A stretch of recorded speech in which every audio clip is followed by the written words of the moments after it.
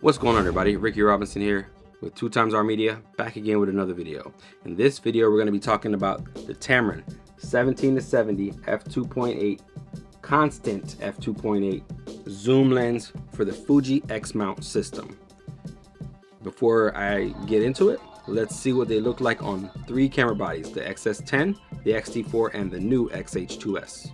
Not the new XH2, but the new XH2S. It's the same body. So take a look at those real quick.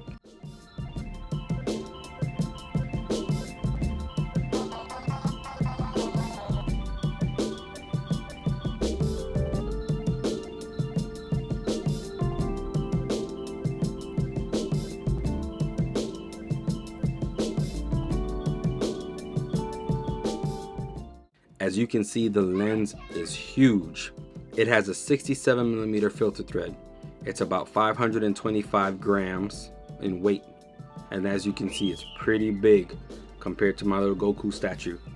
I mean, the body on the XH2S is pretty big and heavy, a little bit heavier than the X-T4 and a lot heavier than the XS10. But this lens, I think, complements each one of these camera bodies very, very well.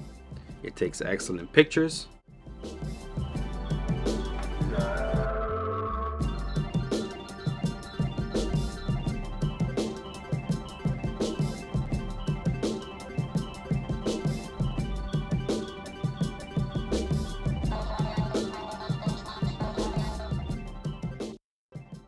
It has vibration compensation, which is optical image stabilization.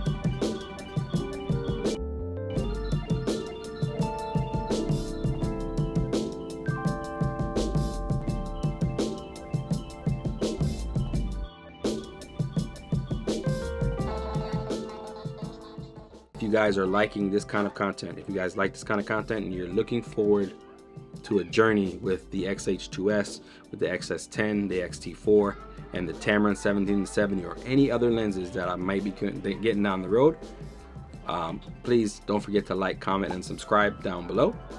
Right in that corner, give me a subscribe. I would greatly appreciate it. I did a couple tests with this lens against the 18-55.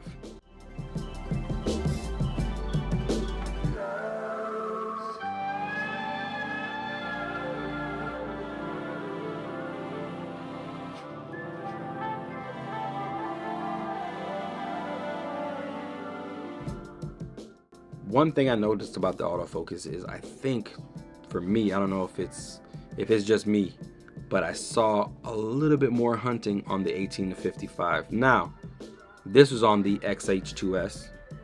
I haven't adjusted any settings. It's straight out of the box, whatever it comes with the autofocus settings. That's what I used for that test. So maybe I could tweak it. Maybe I'm sure people are gonna say, oh, it's user error. Okay, that's fine. My thing with that is, I think it's kind of unfair to have to always adjust these settings. Of course, I'm a newbie, so a lot of people are gonna say, learn how to use your tools. Okay, I get that. I'll learn how to use my tools, but most people are gonna give these lenses and these camera bodies, take them, connect them, and go and take some pictures and go and shoot video. And they're not going to tweak nothing, or they're not going to want to tweak anything to make it any better. So that's how I kind of like to use my gear. Next up, I tested minimal focusing distance to see how close I can get with this lens to my X-T4 versus the 18-55, how close I can get with that. Take a look at what I got with that.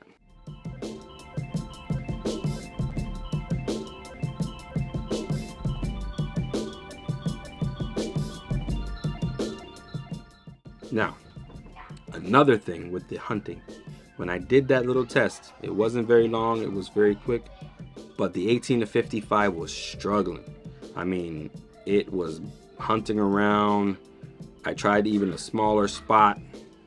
I mean, I didn't have the same issue with the 17-70 on the XH2S. I didn't have that problem.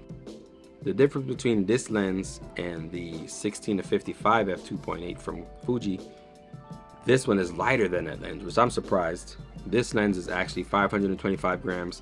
That's 655 grams. Of course, it's not that much lighter. They're still both pretty heavy, but this lens to me, compared to that, for the price and the extra range you get with this, to me this is a no-brainer.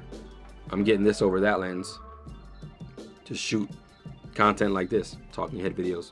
I mean, this thing has been on my eye, no issues. I hear no sounds from the autofocus, nothing. The only one thing I will say, there's a cat in the room. The only one thing I will say is that when you're changing the aperture, you hear a small thud. It's not very loud, so you'll notice that. I'm not sure if the mic will pick it up. You'll notice that when if you're changing apertures while shooting. The second thing that might not appeal to many people in this lens is it not being parfocal. Now, what parfocal means for people that might not know, and I had to look it up myself because I didn't know, even though I saw it in a lot of videos where they were talking about this, where you're zooming. If you're zooming and taking photos, or if you're zooming and shooting video, you're going to notice that you're going to have to reacquire autofocus. It's not going to maintain the autofocus as you're zooming in and out. So that's what parfocal is. If it is parfocal, it'll maintain that zoom, so you don't have to worry about readjusting your zoom while you're zooming in and out. And that's even better for video. So this may not be some people's ideal video shooting lens, but for me, I do stuff like this where it's in one focal range, it's in one focal length the whole time.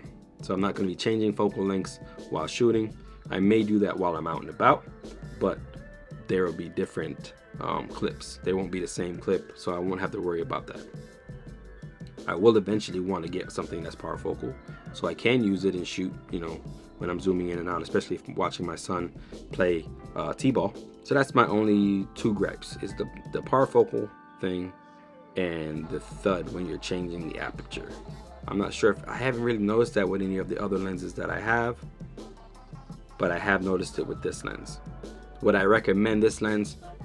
By far, it's a definite yes. Because this lens to me has such the range in it. You're getting a lot for the money that you're paying for this lens. I'm glad Tamron brought this lens to the X mount system, because I think it complements the X mount system very, very well. It's an amazing lens. There's a guy on Facebook that uses this lens for a lot of his shoots, his video shoots, his promotional shoots, and I think, to me, it looks amazing. His footage looks great, no issues there. So I think this lens works great, especially with the XH2S. These work very well together. Now, it works with the X-T4 and it works with the XS10. It works equally well with those, but the new autofocus that is in the XH2S and this lens, they just work, to me, they work very, very well together. Not saying you got to get a new camera, but if you're looking for a review on the XH2S, please stick to this channel. Don't forget to like, comment, and subscribe to this video. My name again has been 2xR. I hope you guys have enjoyed this content. Thanks for clicking on the video.